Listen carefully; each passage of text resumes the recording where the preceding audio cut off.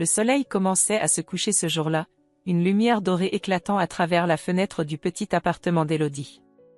Elle avait reçu la lettre ce matin-là, une simple enveloppe blanche qui, en apparence, ne contenait rien de plus qu'un message ordinaire. Mais à l'intérieur, une seule phrase, un seul mot, suffisait à bouleverser son monde. Félicitations, vous êtes accepté à l'université Pierre Mendès. Une université prestigieuse, l'une des meilleures du pays. Le genre d'opportunité qu'on ne recevait qu'une fois dans sa vie. Elle était sous le choc. Ses yeux se posèrent sur la lettre une nouvelle fois, mais la réalité tarda à s'imposer pleinement. Elle avait réussi. Elle allait quitter sa petite ville natale et entrer dans ce monde qu'elle avait toujours imaginé, celui où elle pourrait enfin réaliser ses rêves. Élodie se leva de sa chaise en bois, son cœur battant la chamade, mais une nervosité s'empara soudainement d'elle. Elle n'était pas seule à la maison. Sa sœur jumelle, Isabelle, était là. Isabelle, l'opposé d'Élodie, dans tous les sens du terme. Si Élodie était studieuse, perfectionniste, toujours prête à sacrifier une partie de sa vie pour ses études, Isabelle était plus insouciante, cherchant toujours des raccourcis dans la vie. Ce contraste entre les deux sœurs avait toujours créé une tension invisible entre elles, mais ce moment allait envenimer cette dynamique. Élodie prit une profonde inspiration et se dirigea vers le salon où sa mère et Isabelle discutaient. Elle hésita à entrer. Ce qu'elle avait à dire n'était pas quelque chose qu'elle avait préparé. Cela allait être un coup de tonnerre. Mais elle savait que ce moment était inévitable. Elle entra d'un pas décidé. « Maman, Isabelle. » Commença-t-elle, la voix tremblante, mais les mots s'enchaînant d'eux-mêmes. « J'ai été acceptée à Pierre Mendès. Je vais pouvoir y aller. » Isabelle tourna la tête, un sourire sincère se dessinant sur son visage. Mais celui-ci s'effaça dès que la mère d'Élodie se tourna vers elle. L'expression de sa mère changea en un éclair, un mélange de fierté contrariée et de frustration étouffée. Elle fixa sa fille avec un regard sévère, les yeux devenant des épines plantées dans le cœur d'Élodie. Les mots qui suivirent firent vaciller tout ce qu'elle avait construit dans son esprit. « Tu n'as pas honte, Élodie ? Regarde ce que tu as fait à ta sœur, » cria sa mère, le visage crispé de colère. « Isabelle a toujours été là, toujours soutenue par nous, et toi tu pars à l'autre bout du pays comme si ça n'avait pas d'importance. Et maintenant, tu veux faire souffrir ta sœur encore plus ?» Élodie ressentit un pincement au cœur. Sa mère ne comprenait pas. Elle ne comprenait pas que cette acceptation n'était pas simplement une porte qui s'ouvrait vers un futur brillant, mais un symbole de tout ce qu'Élodie avait sacrifié, des années de travail acharné, d'isolement, de solitude. Mais pour sa mère, c'était un rejet. Un abandon. Elle ne voyait pas l'effort, elle ne voyait que l'injustice de voir sa fille choisir un chemin différent de celui de sa sœur. Isabelle ne dit rien. Elle baissa simplement la tête, une expression indéfinissable sur le visage. Peut-être était-elle triste, ou peut-être, comme toujours, se laissait-elle emporter par l'atmosphère étouffante qui régnait à la maison.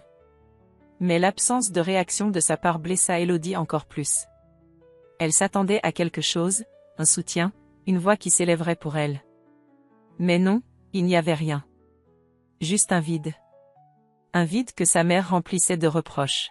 « Maman, je ne peux pas abandonner. » Élodie dit ces mots avec un calme qu'elle n'aurait jamais cru capable d'avoir, mais c'était la vérité.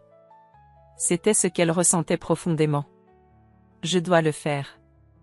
Pour moi. » Sa mère la fixa, son regard brûlant de colère.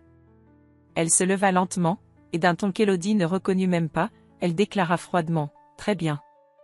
Tu veux partir? Tu veux nous laisser? Alors parte, et ne reviens pas. Ne reviens à la maison que lorsque tu abandonneras cette faculté. » Les mots étaient comme un coup de marteau. Élodie sentit son corps se raidir. Elle avait imaginé 1000 scénarios, mais jamais celui-là. Elle avait cru que sa mère pourrait au moins être déçue, mais pas à ce point. Pas si dur. Mais la dureté de ces mots était la dernière chose qu'Élodie avait besoin d'entendre. Elle se retrouva face à une décision qu'elle n'avait pas prévue. Mais dans une étrange clarté, elle sut ce qu'elle devait faire. Elle fixa sa mère dans les yeux, cherchant une brèche, un signe de faiblesse. Mais il n'y en avait pas, d'accord. Murmura-t-elle, avant de se détourner et de quitter la pièce. Elle prit la lettre d'admission, la serra contre son cœur et monta dans sa chambre, emportant avec elle l'écho des mots de sa mère. Le lendemain matin, elle quitta la maison, une valise à la main, sans se retourner. La route vers la faculté était encore lointaine, et les incertitudes nombreuses. Mais une chose était claire dans son esprit, elle ne reviendrait pas. Pas tant qu'elle n'aurait pas accompli ce qu'elle était venue faire. Ce moment marqua un tournant dans sa vie, une rupture définitive avec le passé. Elle n'était plus la fille que sa mère avait vue grandir. Elle n'était plus simplement l'ombre de sa sœur. Elle allait maintenant se forger une identité, loin de la famille, loin des attentes. Et à cet instant précis, elle ne savait pas encore que ce voyage serait bien plus difficile qu'elle ne l'avait jamais imaginé. Le vent frais de la ville inconnue soufflait à travers les rues étroites, porteur d'une promesse d'indépendance. Élodie avait quitté la maison de ses parents avec une valise remplie de rêves et de doutes. Elle n'avait rien d'autre que sa détermination et son acceptation à l'université pour la soutenir. Tout ce qu'elle avait connu était désormais derrière elle. Elle s'était fait un pacte silencieux, plus jamais elle ne reviendrait sur ses pas. Les premiers jours dans la ville étaient un tourbillon d'émotions. Élodie s'était installée dans un petit appartement dans le quartier le plus modeste, un endroit bien loin des commodités auxquelles elle était habituée. La solitude s'infiltrait dans chaque recoin de son existence, mais c'était une solitude qu'elle avait choisie. Ce n'était pas celle qu'elle subissait à la maison, un silence étouffant et des regards pleins de reproches. Ici, dans ce petit appartement, elle avait la liberté. Mais cette liberté avait un prix. Les premiers mois furent les plus difficiles. Les journées se succédaient dans une routine presque mécanique, les cours, les devoirs, le soir, les petits boulots pour payer son loyer. Elle avait trouvé un emploi dans un café, où elle servait des cafés et des croissants à des inconnus tout en dissimulant sa fatigue derrière un sourire professionnel. Chaque matin, elle se levait à l'aube, épuisée, mais avec un seul objectif en tête, ne jamais se laisser engloutir par la peur.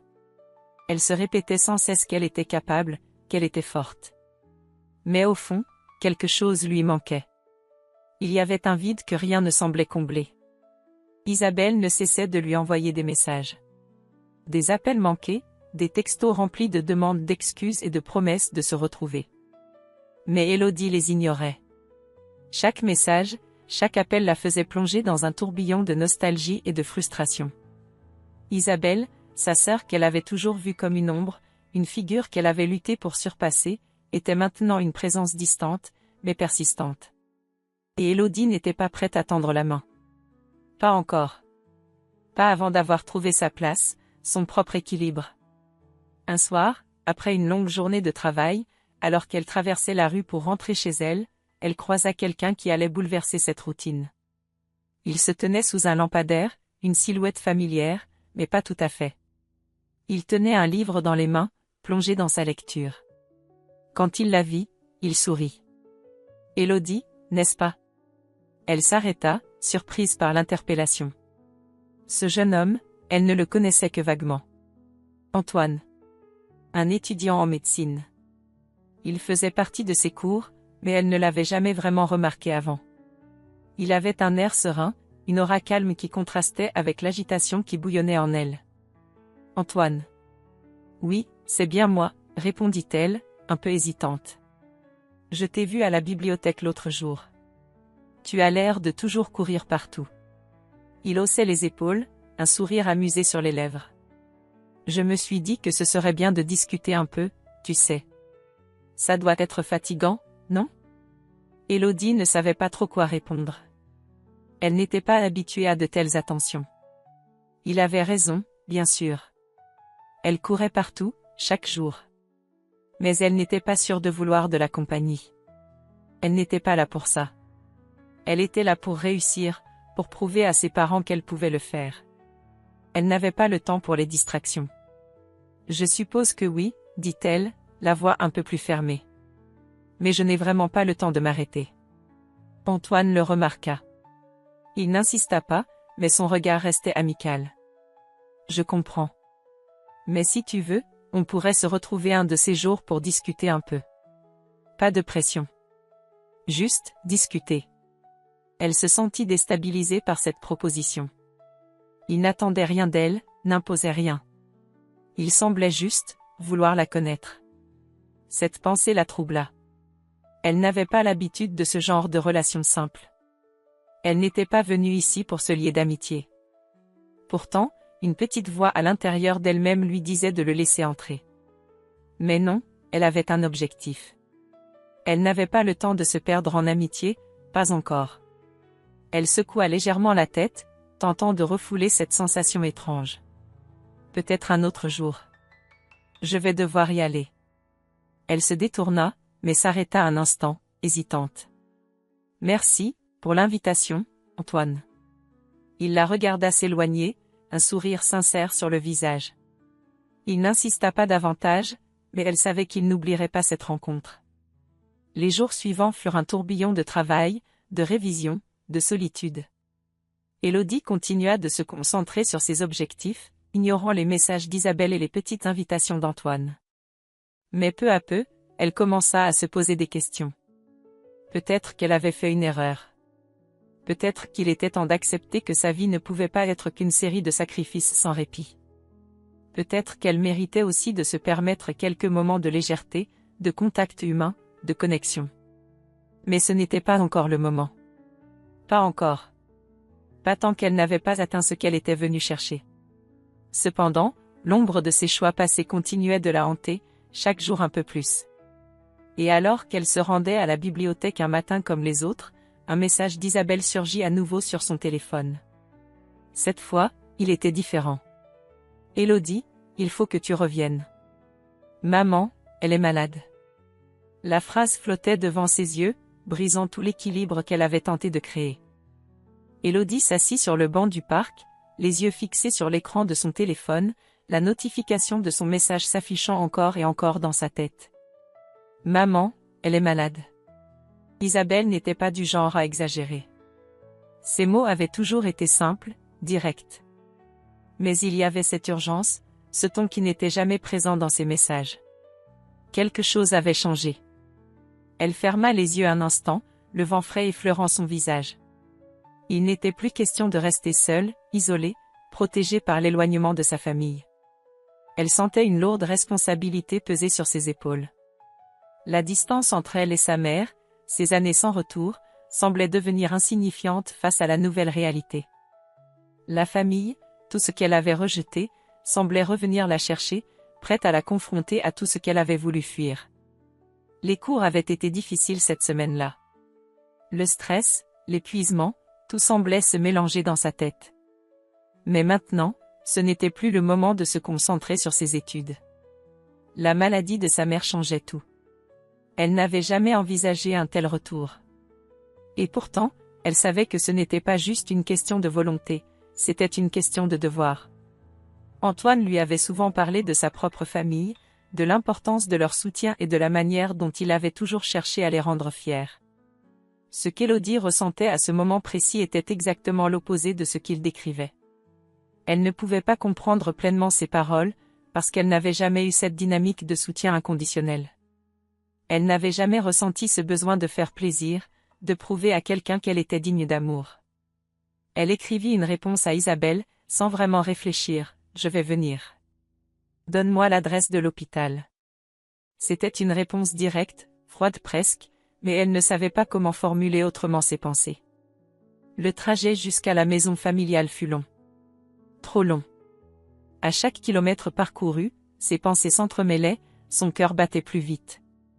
Elle se demandait si elle aurait la force de voir sa mère après toutes ces années. Leur relation n'avait jamais été facile.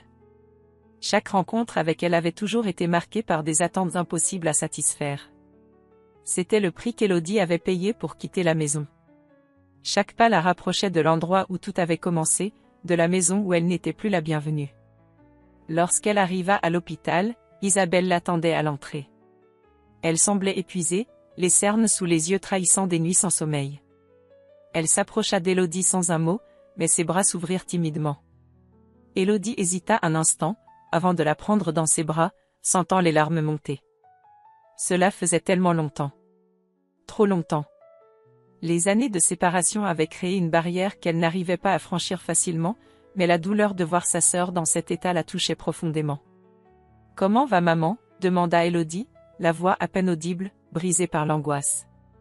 Isabelle soupira, regardant les portes closes de l'hôpital. Elle est gravement malade. C'est plus grave que ce que l'on croyait. Elle a eu une crise cardiaque hier soir. Le médecin dit que... Elle s'arrêta un instant, prenant une profonde inspiration, que le temps est compté. Les mots frappèrent Élodie comme une gifle. Elle avait entendu parler de crise cardiaque, mais jamais elle n'avait imaginé qu'un jour sa propre mère en serait victime. Les images de la maison, du passé, ressurgirent en force. Ses regrets, ses rancœurs, tout se mêlait en elle. Était-ce trop tard pour tout réparer? Devait-elle tout laisser de côté pour cette famille qui l'avait abandonnée, ou s'en tenir à son choix initial de ne plus jamais revenir? Elle suivit Isabelle dans les couloirs, le bruit des pas résonnant dans l'espace vide, comme un écho des années passées. Elle savait qu'elle allait devoir affronter sa mère, mais elle ne savait pas comment. Comment regarder celle qui l'avait rejetée dans les yeux et prétendre que tout allait bien? Arrivée devant la chambre, Isabelle s'arrêta et se tourna vers sa sœur. « Tu n'es pas obligée d'entrer tout de suite. » Elle marqua une pause, les mots pesant lourd dans l'air. « Mais, il faut que tu saches, Élodie. Maman, elle ne voulait pas t'éloigner. Elle pensait que tu reviendrais, qu'un jour tu reviendrais à la maison. Mais elle ne savait pas comment te le dire. » Élodie sentit une vague de colère l'envahir. C'était toujours la même chose, n'est-ce pas? Jamais un mot direct, jamais un acte de soutien véritable. Mais avant qu'elle ne réponde, Isabelle ajouta. « Et elle veut te voir. » Ces mots la firent se taire. Un moment d'incertitude s'installa. Elle avait fui cette maison pendant si longtemps, mais maintenant, la réalité de la situation la frappait de plein fouet. Elle ne pouvait pas se permettre de fuir à nouveau. Elle inspira profondément, se résignant à ce qu'elle devait faire. Elle tourna la poignée de la porte, entrant dans la chambre silencieuse. Sa mère était allongée dans le lit, pâle, les yeux fermés, mais vivante. Elle n'avait pas changé. Toujours ce regard perçant, même dans la fragilité. Elle leva la tête lorsque la porte s'ouvrit, un léger sourire se dessinant sur ses lèvres, comme si tout cela avait été une épreuve qu'elle avait attendue depuis trop longtemps. Élodie se tenait là, figée, entre l'amour et la rancune, entre le passé et le présent. Les mots qu'elle avait préparés depuis des années se bloquèrent dans sa gorge. Elle n'était plus sûre de ce qu'elle devait dire. Mais la simple présence de sa mère, si vulnérable, en disait long sur ce qui restait à reconstruire. Élodie s'assit sur la chaise à côté du lit de sa mère, observant le visage pâle de la femme qui l'avait mise au monde. Les machines bipaient doucement, et le bruit de l'hôpital semblait étouffer toute autre pensée. Il y avait un air étrange dans la pièce, une tension palpable, comme si le temps lui-même retenait son souffle. La chambre était sobre, avec des rideaux blancs qui flottaient légèrement sous l'effet de la ventilation. C'était un décor froid, impersonnel. Pourtant, pour Élodie, c'était tout sauf cela. C'était là, dans cet espace réduit, qu'elle devait affronter des années de non-dits et de rancœurs, qu'elle devait trouver les mots qu'elle n'avait jamais osé prononcer. Sa mère avait ouvert les yeux en la voyant entrer. Ce petit geste de conscience laissait échapper une lueur d'espoir, mais cette lueur était fragile, comme la santé de la femme allongée dans le lit. La fragilité de la situation rendait les mots plus lourds, plus difficiles à dire. Élodie n'avait jamais voulu revenir, ne serait-ce que pour un instant. Elle avait coupé les ponts pour avancer, pour échapper à ce poids incessant de l'obligation, du regard constant des autres, et surtout de sa mère. Mais maintenant, elle se retrouvait là, les pieds ancrés dans le sol froid de la réalité. « Maman » murmura-t-elle, la voix brisée par l'émotion, mais sans savoir si elle parlait pour elle ou pour sa mère. La vieille femme leva la main, paresseuse mais déterminée. « Élodie » La voix était faible, mais il y avait une intensité dans ses yeux qui fit frémir la jeune femme. « Tu es venue. » Élodie ne répondit pas immédiatement. Elle se sentait perdue. Que dire? Que faire?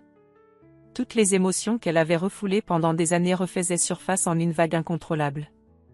Le poids du passé, l'absence de pardon, les conflits non résolus, tout était là, pressant contre sa poitrine. Elle se leva pour s'approcher de la fenêtre, essayant de prendre un peu de distance, mais les mots de sa mère la suivirent, la rattrapant avec une force inattendue. « Je ne voulais pas que tu partes. » La voix de sa mère se brisa, un silence lourd tombant entre elles. Tu as tout gâché, Élodie.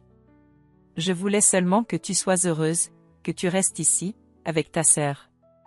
Élodie sentit une bouffée de colère lui monter à la tête. Heureuse? Tu penses que je pouvais être heureuse là-bas? Entre tes attentes impossibles et tes critiques incessantes? Comment aurais-je pu être heureuse dans cette cage dorée? Les mots étaient amers, mais ils étaient sincères. Chaque syllabe qu'elle prononçait semblait l'ancrer de plus en plus profondément dans la vérité qu'elle avait enfin acceptée. Elle ne pouvait pas continuer à porter ce fardeau silencieux plus longtemps. Sa mère la regarda fixement, sans répliquer immédiatement. Il y avait une douleur dans ses yeux, mais aussi une forme de regret, une compréhension qui n'avait jamais été présente dans le passé. Je voulais te protéger, Élodie. Mais je t'ai perdue. Sa voix était plus faible maintenant, presque un murmure, comme si elle se rendait compte qu'elle avait tout perdu, mais qu'elle n'avait plus de moyens pour réparer cela. Élodie se tourna vers elle. Tu m'as perdue, mais tu m'as aussi poussée à partir. Les mots étaient poignants. Le silence entre elles s'intensifia. Les années d'absence, les mots non dits, tout était rassemblé dans cette confrontation inévitable. La mère avait voulu la protéger, oui, mais à quel prix? Le visage d'Élodie se durcit, une résolution nouvelle naissant en elle. Elle savait que ce n'était pas le moment de ressasser le passé. Sa mère était malade, et elle n'avait plus beaucoup de temps. Ce n'était pas pour refaire le monde qu'elle était ici. Mais, pour la première fois, elle avait l'impression de pouvoir comprendre sa mère. La vérité, toute la vérité, lui revenait en mémoire comme une claque, brisant la façade de l'indifférence qu'elle s'était construite. Je t'ai entendu, maman. Mais je n'ai jamais eu l'impression que tu m'aimais pour ce que j'étais. Tu m'aimais pour ce que tu voulais que je sois. Les mots d'Élodie étaient pleins de souffrance, mais aussi d'une clarté qu'elle n'avait jamais eue auparavant. C'était cela, la vérité de leur relation. Sa mère avait toujours voulu plus, avait toujours voulu qu'elle soit plus, qu'elle dépasse ses limites. Mais dans tout cela, elle n'avait jamais vu sa fille comme un être humain, mais comme un instrument de sa propre fierté. Sa mère ferma les yeux, un éclair de douleur traversant son visage. Elle savait qu'Élodie avait raison. Elle savait que cette relation entre elles était brisée depuis longtemps. Mais il était trop tard pour les mots de réconciliation. Et si la maladie avait amené Élodie à revenir, c'était trop peu, trop tard. Mais tout cela faisait partie d'un cycle qu'Élodie n'était plus prête à revivre. Je suis désolée, Élodie. Je suis tellement désolée. La voix de sa mère se brisa dans un sanglot, une confession qui semblait sortir du plus profond de son âme. Mais il n'y avait plus de retour en arrière. Élodie se tourna, se dirigeant lentement vers la porte. Elle avait besoin de respirer, de comprendre ce qui venait de se passer. Un mélange étrange de colère, de soulagement et de tristesse s'empara d'elle. Elle avait toujours rêvé de ce moment, de cette confrontation, de dire enfin ce qu'elle avait sur le cœur. Mais maintenant qu'elle l'avait fait, la douleur semblait plus aiguë que jamais. Le poids du passé, cette relation complexe et brisée, était désormais exposé. Mais pourquoi? Juste avant de quitter la chambre, elle se tourna une dernière fois vers sa mère, qui avait maintenant les yeux fermés. Je reviendrai, maman. Mais je ne reviendrai pas comme avant. Je ne reviendrai pas pour toi. Je reviendrai pour moi. La nuit était tombée sur la ville, et Élodie se tenait dans l'ombre de l'hôpital, un regard absent fixé sur les lumières lointaines. Les rues étaient presque désertes, baignées dans la lumière des réverbères. Les bruits de la ville semblaient lointains, comme un écho presque irréel à sa réalité. La rencontre avec sa mère, la confrontation de toutes ces années de silence, avait laissé en elle un tourbillon d'émotions. Mais ce n'était pas la fin. Non, c'était le début d'une nouvelle réalité, celle où elle devait choisir comment avancer, comment se reconstruire. Elle s'éloigna de l'entrée principale de l'hôpital et se dirigea lentement vers le café où elle avait pris l'habitude de se rendre pour réfléchir. C'était un petit endroit tranquille, où les gens venaient discuter, travailler ou simplement se perdre dans leurs pensées. Antoine Lygrec attendait, comme il l'avait fait à maintes reprises depuis leur rencontre fortuite quelques mois plus tôt. À chaque fois qu'ils se retrouvaient, il y avait quelque chose de réconfortant dans sa présence, une chaleur silencieuse qu'Élodie avait appris à apprécier, même si elle peinait à l'admettre. Le café était presque vide à cette heure-là. Antoine la remarqua dès qu'elle entra, un sourire sincère illuminant son visage. Mais lorsqu'il la vit, il s'arrêta un instant. Il n'était pas aveugle à la douleur qu'elle portait en elle. Ce n'était pas un regard comme les autres, mais un regard rempli de compréhension, comme s'il savait exactement ce qu'elle traversait. « Tu veux en parler ?» demanda-t-il doucement, sa voix emplie de cette délicatesse qu'Élodie avait appris à apprécier chez lui. Elle hocha la tête, mais ses mots semblaient hésiter à sortir. Elle s'assit en face de lui, prenant un moment avant de répondre. « C'est étrange, Antoine. Je suis là, je fais tout ce qu'il faut pour avancer, et pourtant, je me sens plus perdue que jamais. » Sa voix tremblait légèrement, comme si elle se dérobait à elle-même. « Ma mère, elle est malade, et tout ce qu'elle m'a dit, tout ce que j'ai enduré à cause d'elle, ça refait surface d'un coup. Et je me rends compte que je n'ai jamais eu de place dans sa vie, que j'ai toujours été un poids pour elle, un fardeau. » Antoine écouta en silence, ne la coupant jamais. Ses yeux étaient remplis d'empathie, mais il ne savait pas comment réagir. Parfois, le silence était la meilleure réponse. Parfois, il fallait juste être là, sans rien dire, juste offrir sa présence. Mais il savait que ce n'était pas tout.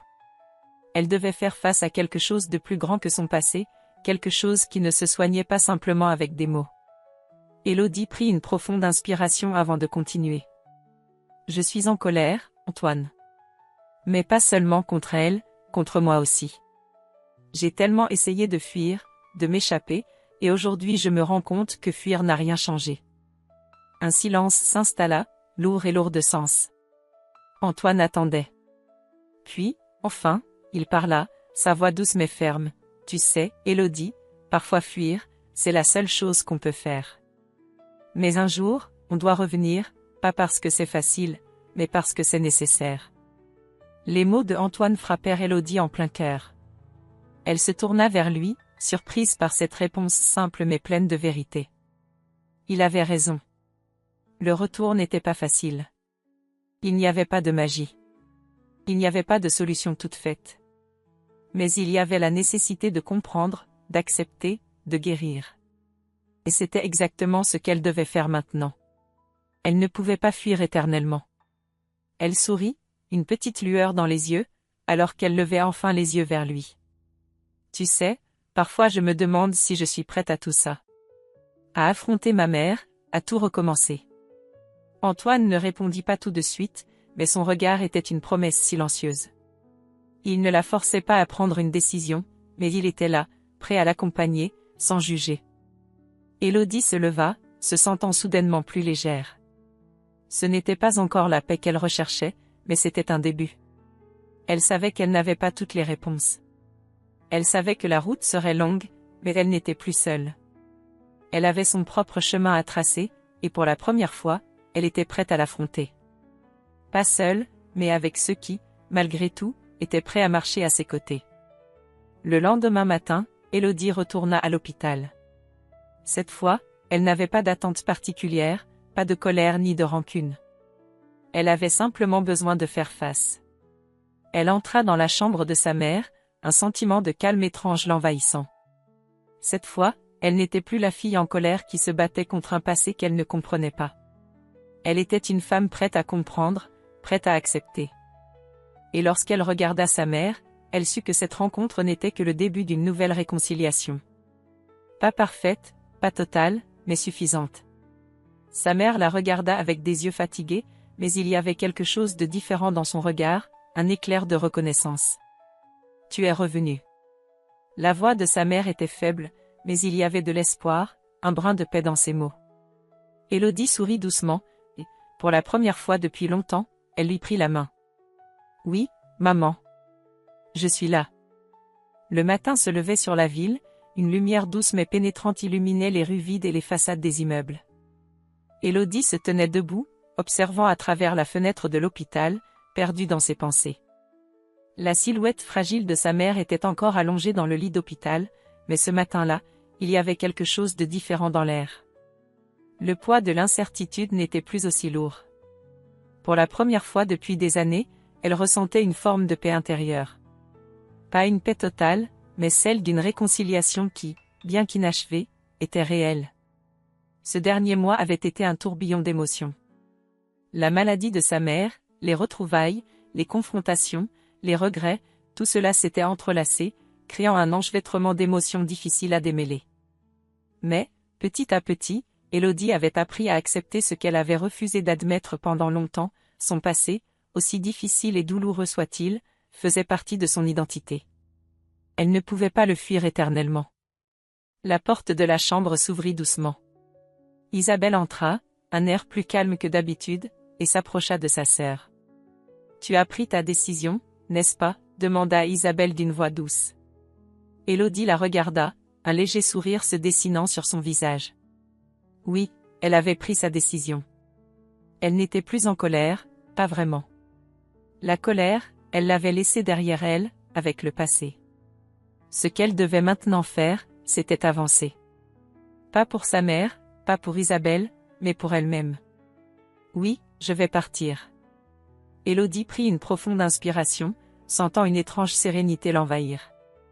Mais pas pour fuir. Je vais partir pour m'accomplir, pour continuer à vivre ce que j'ai commencé. Et je reviendrai. Mais cette fois, ce ne sera pas une fuite. Les mots étaient lourds de sens. Il y avait une résilience en elle, une force qu'elle n'avait pas perçue auparavant. Les relations humaines sont complexes, et le lien avec sa mère ne pouvait pas être effacé par un simple geste ou une parole. Mais Élodie savait désormais que la véritable paix ne réside pas dans le pardon absolu, mais dans l'acceptation de la réalité telle qu'elle est. Isabelle la regarda avec un mélange de surprise et de compréhension. Elle s'approcha de sa sœur, la prenant dans ses bras, et pour la première fois, il n'y avait plus de distance entre elles. Plus de reproches ni de rancune. Juste un soutien sincère. Le passé était là, mais il ne dictait plus leur futur. Élodie avait enfin trouvé le courage de ne pas laisser les blessures de l'enfance définir sa vie. Elle se tourna ensuite vers sa mère. La vieille femme avait les yeux fermés, respirant difficilement. Élodie s'assit à côté d'elle, prenant sa main. La main froide de sa mère. Cette main qui l'avait guidée, mais aussi repoussée, cette main pleine de contradictions. Elle n'avait jamais su comment exprimer l'amour de sa mère, ce qu'elle ressentait sous les couches d'amertume et de déception. Mais à cet instant précis, elle comprenait qu'il n'était jamais trop tard pour comprendre. Et même si le temps qui leur restait ensemble était limité, Élodie était prête à l'accepter. « Maman, je suis là. » Ces mots étaient simples, mais sincères. Il n'y avait plus de haine dans sa voix. Juste une acceptation tranquille de ce qui avait été et de ce qui pouvait encore être. « Je reviendrai. Mais cette fois, pour moi. » La vieille femme ouvrit les yeux, les fixant longuement. Puis, un léger sourire se dessina sur ses lèvres. Un sourire fatigué, mais empreint de gratitude. Elle n'avait plus la force de parler, mais dans son regard, il y avait un silence qui disait tout. Un silence lourd de tout ce qui n'avait pas été dit, de toutes les promesses brisées, mais aussi de tout ce qui pouvait encore être réparé, dans les derniers instants. Élodie resta là, une paix douce l'envahissant, plus profonde que ce qu'elle aurait imaginé. Elle savait qu'il y aurait encore des épreuves à affronter. Les relations humaines sont fragiles, et le pardon, même quand il est donné, ne guérit pas tout instantanément. Mais elle avait appris une leçon importante. La vraie force ne réside pas dans la confrontation ou dans la victoire, mais dans la capacité à accepter les imperfections de soi-même et des autres, tout en continuant à avancer. Dans un geste de pure générosité, elle se leva et se tourna vers Isabelle. « Viens, nous partons ensemble. » Elles quittèrent la chambre, côte à côte. Le regard d'Élodie se fixa sur l'horizon, et alors qu'elle s'éloignait de l'hôpital, un nouveau chapitre s'écrivait pour elle. Une page pleine de possibilités, d'espoir et de renouveau. La leçon était claire, le vrai voyage commence quand on accepte de regarder en soi, de guérir nos blessures et d'accepter l'imperfection de ceux qui nous entourent. La paix intérieure n'est pas un but, mais un chemin que l'on choisit chaque jour.